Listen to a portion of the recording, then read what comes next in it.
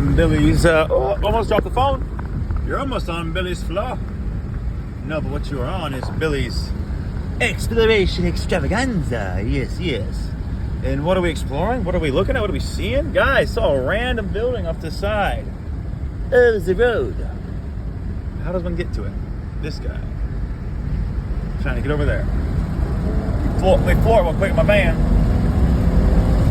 Yee. Maybe I don't want to pull in there. I'm gonna pull off. I'm gonna look. Got a unique looking building coming up. They got a ton of blue lights. I'm wondering if they're gonna have security. Dang, this drive extended to longer than I thought it was. I was trying just to pull off and see a cool house. Not a house, but a building. I think I'm just gonna turn around, guys. I'm not really trying to do a long... Yeah, that's a long road coming down. I guarantee they have security. Guarantee it. Alright, where can I pull over? The cool building, not that cool. Yeah, they got like a system up there. I'll just check it out online. I found a screenshot on the map of where I'm supposed to go, and I'll just do that. Yeah, I'm just gonna go ahead and do that. Alright. Gotta turn somewhere. Coming up on... Oh. Nope, not there. Come on, I'm looking for a hole in the middle. A hole in the barricade. There's gotta be something, please. I guess I shouldn't have taken the detour.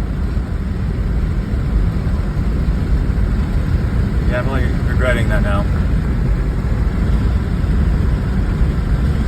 Goodness gracious, they don't allow the crossovers, do they?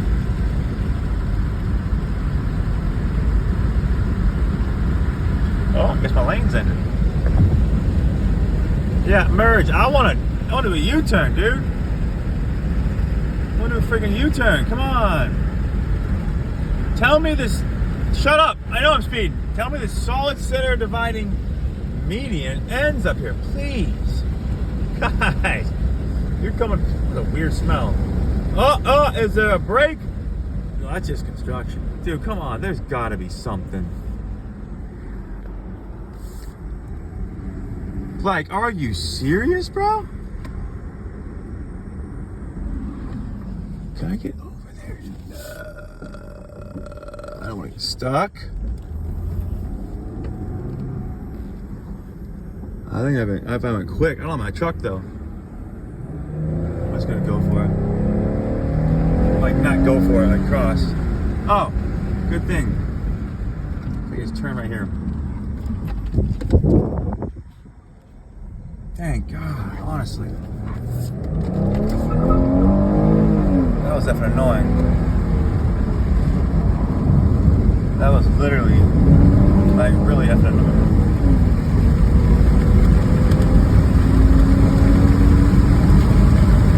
See what the man does. Nice open road.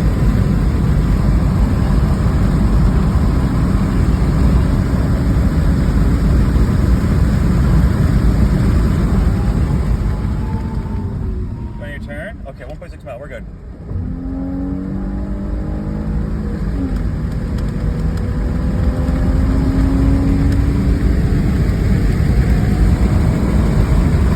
Yeah.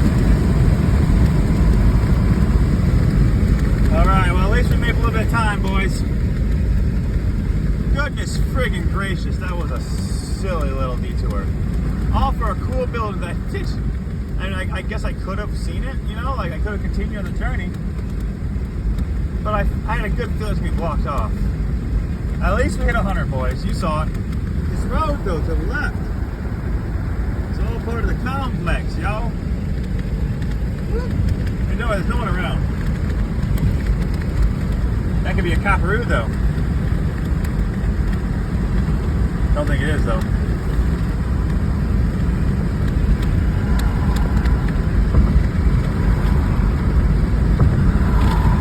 Warm the tires up, boys.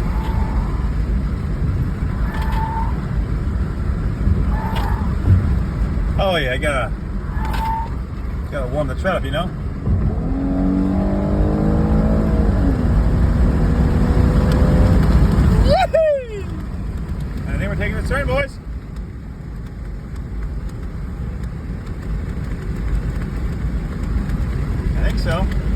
Yep. Yes, sir. Orlando.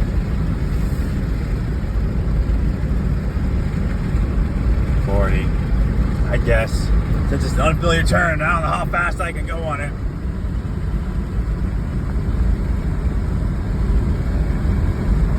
Don't wreck now, Billy.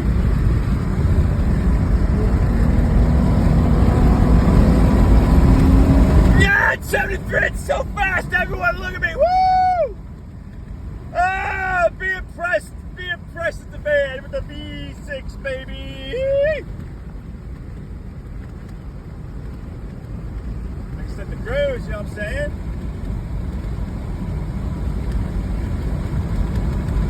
Maybe not 85. 83 is good. I passed the cop earlier doing 83. Like, he wasn't on my side. He was in the middle of the road. You know, a little speed trap, and he didn't pull out, so, all right, we're good. I got my veteran plate, so I think we're good. Oh, bless me.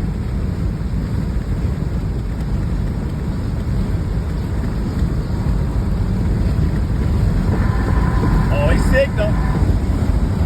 Check your mirror. Marriage up and set the going so dang quick. I must do that over to the quick lane. Here we are. Oh, now it feels right. We're going fast in the fast lane, boys. Well, obviously fast is relative, right? The speed I'm going is relatively slow at the rate of speed the Earth is traveling on its orbit, right? Everything's relative, boys and girls. Everything's relative. What you need to focus on is love and bettering yourself each day, right? Because I'm gonna put the windows up and give y'all a little bit of dialogue so but you can hear me better. I'm not sure why I'm talking in that voice, that falsetto, but whatever, we're gonna rock it, you know? This is a one-take wonder over here. I don't do retakes, I don't do edits, I just post it. I just record it and post it. The message is true, the message is real, and here we are. So welcome. Welcome, welcome, welcome. Love it. I love it a lot. But this monologue, this dialogue, I think it might be a diatribe. I'm not honestly sure the actual definition of diatribe. Di means what? Cross? Maybe it's between two people. I think diatribe is a conversation. Could be wrong. If you know what diatribe means, please comment below. I would love to see if I'm right or wrong. Yeah, what am I going to talk to you guys about? Let me talk to you guys a little bit about just the meaning, right? Your purpose in life. Why are you here? Right? Do you question that? Do you wonder why you were born? Do you wonder what you're supposed to do in life, right? Like your calling? Do you have questions about if what you're doing is right? Because I know I do it for sure. Guys, I could get in that boat. I can hop behind that. Batter up! Yes, sir. Just gonna go over. Oh, he's good. Thank God. Thank you, God. Honestly. And thank you, sir, for scooting over. But guys, honestly, like, you know, it's a phrase too often used, right? The meaning of life. What is your meaning? You must find your purpose. So, okay, General Yoda, thank you. But I'm still confused on, you know, why I'm not happy and what I'm searching for, right? Like, I promise one of you, somebody watching here, I promise. And you know it's you, okay? And if you don't think it's you, search. Give a true, introspective, self-reflective examination of yourself. And be honest, right? You might need to change. And I'm not saying you do. I'm not trying to preach at you and say, look at you, you're wrong. I'm not saying that, friends. I have, and I currently am, having to look introspectively, and I am, God convicts me. Oh, is the road going crazy? Okay, so it's not just me. We're doing a hook a left, yeah, and we're hooking back right.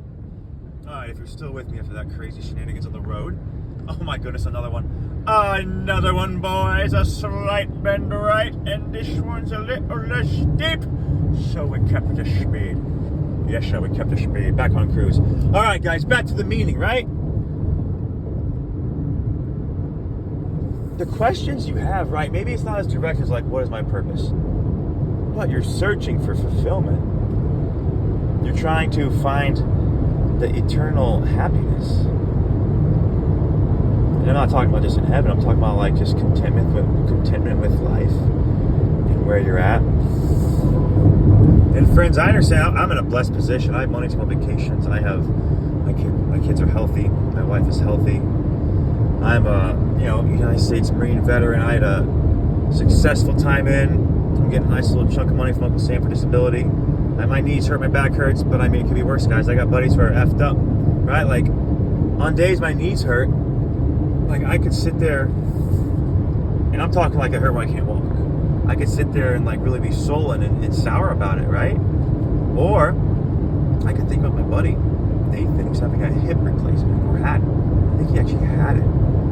Dear God, even as I think about him, I pray that you would comfort him. I pray that you would I pray that he would recover fully if possible, and if not, I pray that he would mentally adjust to where his new set point's at. Gosh, guys, it's like that. Like my knees hurt, yeah, but I'm not having a hip replacement at the age of like 28. I don't have some like degenerative bone condition where like guys, I could be in a lot worse situation. You know that? And I'm sure there are those listening to this. Maybe there is. I'm not going to say I'm sure. I don't want to assert something I cannot definitively say as fact. But I have a feeling that there's some of you who have just experienced tumultuous times, just traumatic experiences, right? Not fun.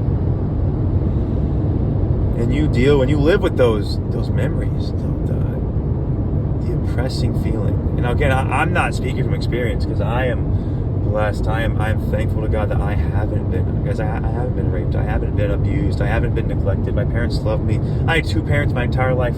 They came to my sporting games. They told me they were proud of me.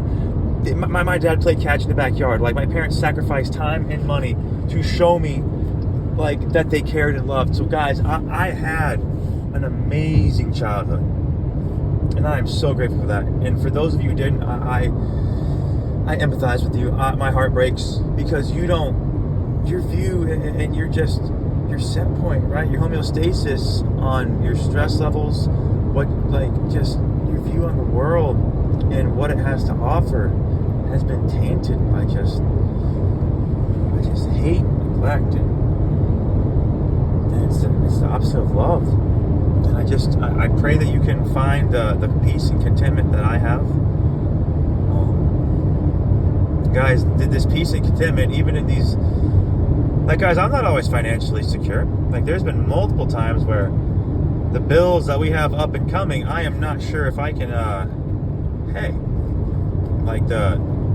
it's not because I'm being foolish and spending money. It's just because life gets tough sometimes, guys. You know it. I know it. Like, there's accidents, like car repairs sometimes, like, things break, right? Like a pipe blows in your house. You gotta call a plumber. You gotta go buy parts and fix it, right? You gotta spend that time and fix it. Guys, I'm a handyman. My hands hurt sometimes from fixing it. But I'm just grateful that I have the money and I can afford to fix it. So guys, I want to implore you. I would ask you that when you're facing a challenging time, try to grow. See how you can not let this experience shape you, but you can choose how to be shaped through the experience, right? Like, I tell my friends this when they're going through difficult times. I say, you can wither or you can grow, right? Like, difficult times make strong men. Like, they can break people, and like, obviously that there's at a point where one can take and handle no more. But friends, like, take all you can. Now, don't put up with abuse. Don't put up with a situation where you are being, intentionally abused or neglected or anything like that, guys. I'm not advocating anyone to stay in an abusive relationship. No, you get out, you seek help, like counseling, like you tell someone who can help free you from this abusive relationship, because I would not wish anyone to stay in that, okay? But what I'm saying is, if a situation cannot be avoided and all one can do is just grunt and bear, right? Just dig deep, then guys, friends, dig deep, but dig with Jesus Christ holding your position with you. Friends, when you're a Christian and you know the power and the love, and you feel the love, it's not just a feeling, guys. It's like it sounds crazy, but guys, in my darkest times, all right, like when I don't know, like I have utmost confidence that my God is real, that my God cares for me. Guys, Jesus Christ was a real man. He exists. Like this is provable outside the Bible. Do a little research, please. Okay. Sanhedrin, a Roman court, literally had every reason to not back up the existence of Jesus. Right? The Romans persecuted. Like Jesus was tried by the Sanhedrin was the Jewish court. Okay. The court where Jesus was tried and then crucified was a Roman court, and that court was called, dear God, what is it? Pontius Pilate was his there was the overseer, I guess you might say, of the whole extravaganza. What was it called? Son of a biscuit. Isn't it always good when you blank on a quintessential fact? Yeah, let me just forget what we're putting the meat and potatoes on.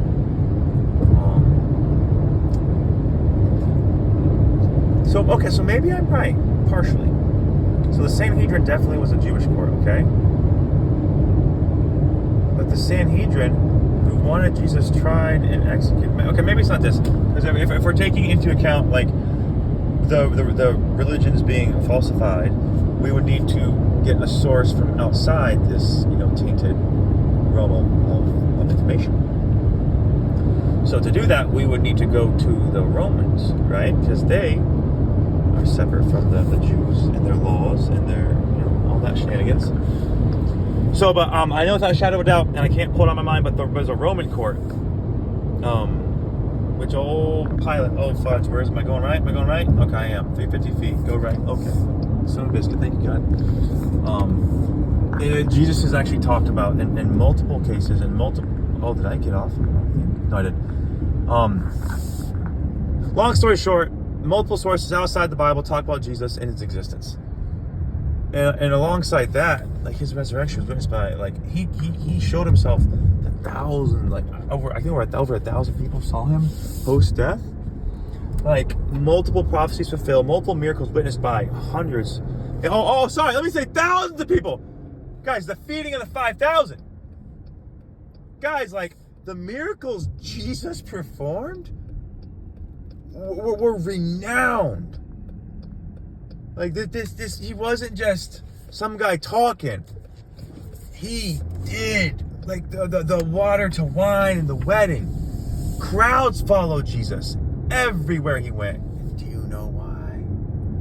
Because the stories, the renown of his power, right?